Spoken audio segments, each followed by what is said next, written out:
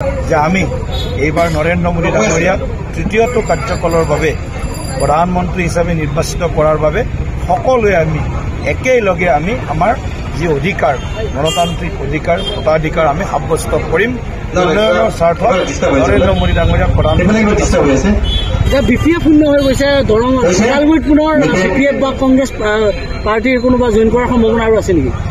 আৰু মানুহ যোগাযোগ চলি আছে, কিছুমান কৰিব, কিছুমান থাকিও আমাক সহায় কৰিব, তেনেকুৱা ধৰণৰ আছে। ওদালগুৰি জিলাত অন্য দলৰ প্ৰভাৱ একেবাৰে নোহোৱা হৈছে, নিস্তেজ হৈ গৈছে, তেওঁলোকে কি নিৰ্বাচনৰ আগত হাৰ মানিছে?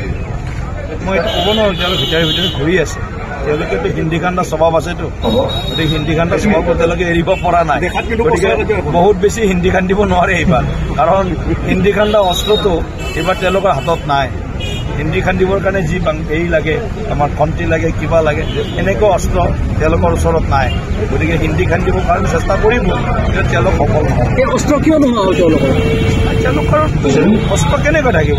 তেওঁলোকে যি অস্ত্ৰ ৰাইজৰ হিতৰ বিপৰীতে ব্যৱহাৰ কৰিছিল, ৰাইজৰ পেটৰ ভাত কাঢ়ি তেওঁলোকে নিজৰ অট্টালিকা বনাইছিল, নিজৰ পকেট ভৰাইছিল, গতিকে এই সকলো লোকক চিনি পাইছে।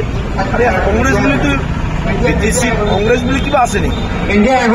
বিপিএফ আছিলে, বিপিএফ লাহে লাহে কমি আহিছে, আৰু কেইদিনমান পিছত বিপিএফ নামটোৱে থাকিব, বিপিএফত কোনো মানুহ নাথাকিব। বিপিএফৰ ভোটখিনি আহ্বান জনাব নেকি আপোনাক? মই আহ্বান জনাব নাই, যদি উন্নয়ন বিচাৰে, BTCত শান্তি বিচাৰে, ইয়াত দল মত নিৰ্বিশেষে সকলোৱে নৰেন্দ্ৰ মোদী ডাঙৰীয়াক সমৰ্থন কৰিব লাগে।